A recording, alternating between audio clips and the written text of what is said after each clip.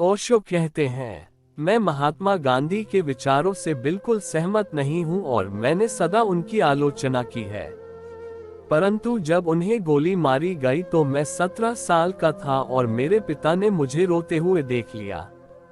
उन्हें बड़ा अचरज हुआ। उन्होंने कहा, तुम और महात्मा गांधी के लिए रो रहे हो। तुमने तो सदा उनकी आलोचना की है। मेरा सारा परिवार गांधी भक्त था। वे सब गांधी का अनुसरण करते हुए जेल जा चुके थे। केवल मैं ही अपवाद था। स्वभावत उन्होंने पूछा, तुम रो क्यों रहे हो? मैंने कहा, मैं सिर्फ रो ही नहीं रहा हूँ, मुझे अभी गाड़ी पकड़नी है क्योंकि मुझे उनकी शव यात्रा में शामिल होना है। मेरा समय खराब मत करो, यही अंतिम ट्रेन है जो समय पर वहां पहुंचाएगी। वो तो भौचक्के के रह गए। उन्होंने कहा, मैं भरोसा नहीं कर सकता, तुम तो पागल हो गए हो। मैंने कहा, हम उसकी बाद में बात कर लेंगे, चिंता मत करो, मैं वापस आ रहा हूँ। मैं उसी समय दिल्ली के लिए रवाना हो गया और जब दिल्ली स्टेशन पर मेरी गाड़ी रुकी तो प्लेटफॉर्म पर मस्तो मेरा इंतजार कर रहा था। उसने कहा, मुझे मालूम था कि तुम आओगे।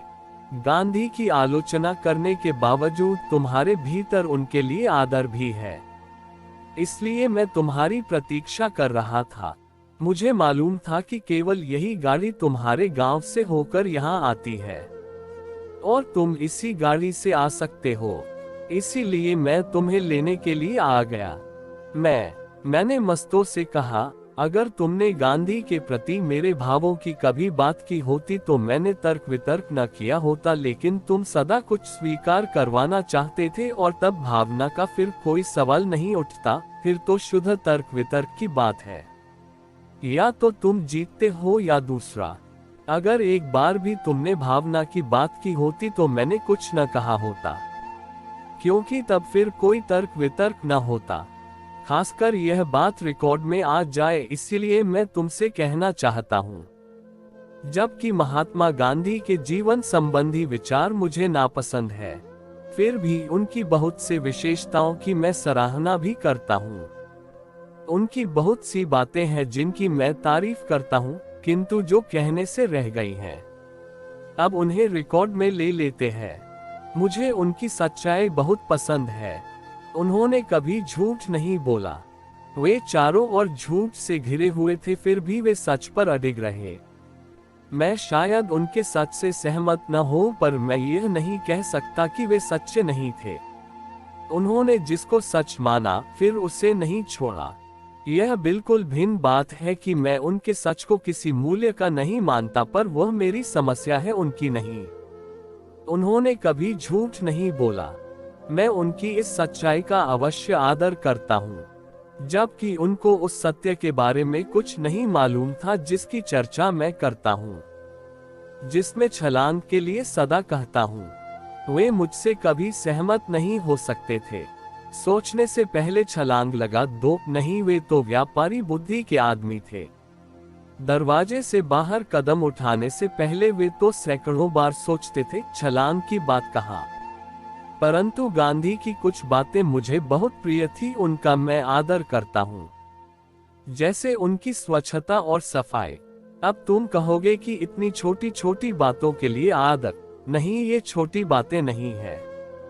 खासकर भारत में जहां संत तथाकथित संत सब प्रकार की गंदगी में रहते थे। मुझे उनकी साफ सफाई स्वच्छता बहुत पसंद है। सभी धर्मों के प्रति उनका आदर भाव भी मुझे पसंद है। हालांकि हमारे कारण अलग अलग है, पर कम से कम उन्होंने सब धर्मों का आदर किया। निश्चित गलत कारण की वजह से उन्हें पता ही न था कि सच क्या है, तो वे कैसे तय करते कि क्या सही है या कोई भी धर्म सही है। सब सही है या कोई भी कभी सही हो सकता है। कोई रास्ता न था। आखिर वे एक व्यापारी थे, इसलिए क्यों किसी को दुखी परेशान करना, क्यों उपद्रव करना।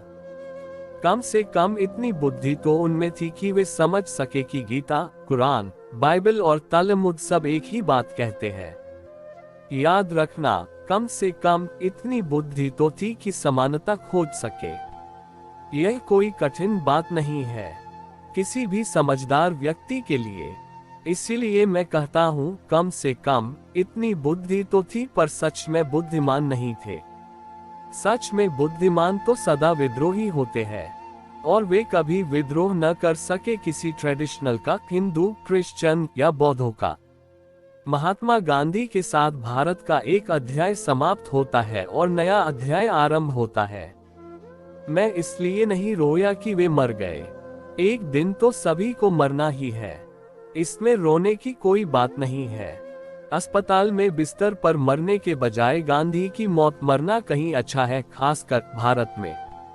एक तरह से वह साफ और सुंदर मृत्यु थी, और मैं हत्यारे नाथूराम गोडसे का पक्ष नहीं ले रहा हूँ, और उसके लिए मैं नहीं कह सकता कि उसे माफ कर देना, क्योंकि उसे पता नहीं कि वह क्या कर रहा है। उसे अच्छी तरह से पता था कि वह क्या कर रहा है। उसे माफ नहीं किया जा सकता। नहीं कि मैं उस पर कुछ जोर जबरदस्ती कर रहा हूँ, बल्कि सिर्फ तथ्यगत हूँ। बाद में जब मैं वापस आया तो यह सब मुझे अपने पिताजी को समझाना पड़ा, और इसमें कई दिन लग गए, क्योंकि मेरा और गांधी का संबंध बहुत ही जटिल है। सामान्यतः या तो तुम किसी की तारीफ करते हो या नहीं करते हो, लेकिन मेरे साथ ऐसा नहीं है, और सिर्फ महात्मा गांधी के साथ ही नहीं। मैं अजीब ही हूँ। हर क्षण मुझे यह महसूस होता है, मुझे कोई खास बात किसी की अच्छी लग सकती है, लेकिन उसी समय साथ ही साथ ऐसा कुछ भी हो सकता है जो मुझे बिल्कुल पसंद न हो, और जब फिर तय करना होगा, क्योंकि मैं उस व्यक्ति को दो में बांट सकता। मैंने महात्मा गांधी के विरोध में होना तय किया। ऐसा नहीं कि उनमें ऐसा कुछ न था जो पसंद न था, बहुत कुछ था, परंतु बहुत बातें ऐसी थीं जिनके दूरगामी परिणाम पूरे जगत के लिए अच्छे नहीं थे। इन बातों के कारण मुझे उनका विरोध करना पड़ा। अगर वे विज्ञान, टेक्नोलॉजी, प्रगति और संपन्नता के विरुद्ध न होते तो शायद मैं उनको बहुत पसंद करता। वे तो उस सब चीजों के विरोध में थे। मैं पक्ष में हूँ, और अधिक टेक्नोलॉजी, और अधिक विज्ञान, और अधिक संपन्नता के। मैं गरीबी के पक्ष में नहीं हूँ, वे थे। मैं पुरानेपन के पक्ष में नहीं हूँ, वे थे। पर फिर भी जब भी मुझे थोड़ी सी भी सुंदरता दिखाई देती है, मैं उसकी तारीफ करता हूँ। और उनमें कुछ बातें थीं जो समझने योग्य है। उनमें लाखों लोगों की एक साथ नब्ज परखने की अद्भुत क्षमता थी। कोई डॉक्टर ऐसा नहीं कर सकता। एक आदमी की नब्ज परखना भी अति कठिन है, खासकर मेरे जैसे आदमी की। तुम मेरी नब्ज परखने की कोशिश कर सकते हो, तुम अपनी भी नब्ज खो बैठोगे, या अगर पल्स नहीं तो पस खो बैठोगे, जो कि बेहतर ही है। गांधी में जनता की पल्स, नब्ज पहचानने की क्षमता थी। निश्चित ही मैं उन लोगों में उत्सुकता नहीं रखता हूँ, पर वह अलग बात है। मैं हजारों बातों में उत्सुक नहीं हूँ, पर इसका यह अर्थ नहीं कि जो लोग सच्चे दिल से काम में लगे हैं, समझदारी पूर्वक किन्हीं गहराइयों को छू रहे हैं, उनकी तारीफ न की जाए। गांधी में वह क्षमता थी, और मैं उसकी तारीफ करता हूँ। मैं अब उनसे मिलना पसंद करता, क्योंकि जब मैं सिर्फ 10 वर्ष का बच्चा था, वे मुझसे सिर्फ वे 3 रुपए ले सके। अब मैं उन्हें पूरा स्वर्ग दे सकता था, पर शायद इस जीवन में ऐसा नहीं होना था।